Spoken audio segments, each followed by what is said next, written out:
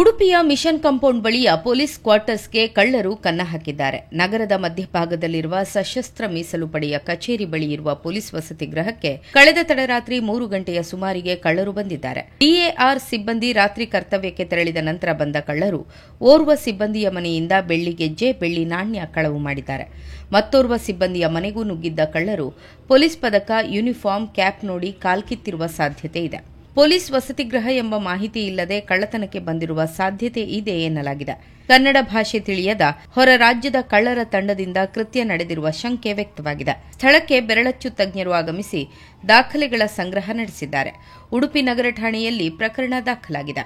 ನೋಡುವಾಗ ಎದುರುಗಡೆ ಬಾಗಿಲಿದ್ದು ಬೀಗ ಹೊಡೆದಾಕಿದ್ರು. ಮತ್ತೆ ಒಳಗೆ ಬಂದು ನೋಡಿದಾಗ ಎಲ್ಲ ಬಟ್ಟೆ, ಕಬಾಟೆಲ್ಲ, ಬಟ್ಟೆಯಲ್ಲೆಲ್ಲ ಹೊರಗೆ ಹಾಕಿದ್ರು. ಸೊ ನನಗೆ ಆಗಲೇ ಗೊತ್ತಾಯಿತು ಏನಾದರೂ ಥೆಫ್ಟ್ ಕೇಸ್ ಆಗಿದೆ ಅಂತ. ಸೊ ಇಮಿಡಿಯೇಟ್ಲಿ ನಾನು ಪೊಲೀಸ್ ಇಂಟಿಮೇಷನ್ ಮಾಡಿ. ಏನೇನು ತಗೊಂಡೋಗಿದ್ದಾರೆ? ನಮ್ಮ ಚೆಕ್ ಮಾಡಿ ನೋಡುವಾಗ 3 ವಾಚ್ ತಗೊಂಡೋಗಿದ್ದಾರೆ. ಆಮೇಲೆ ಬೆಳ್ಳಿದೊಂದು ಕಾಯಿನ್ ತಗೊಂಡೋಗಿದ್ದಾರೆ. ಮತ್ತೆ ಅಂಥದ್ದೇನು ಬೆಲೆ ಬಾಳುವ ವಸ್ತು ನಾವೇನು ಇಟ್ಟಿಲ್ಲ. ದುಡ್ಡು ಅದೇನು? ದುಡ್ಡೇನಿಟ್ಟಿಲ್ಲ.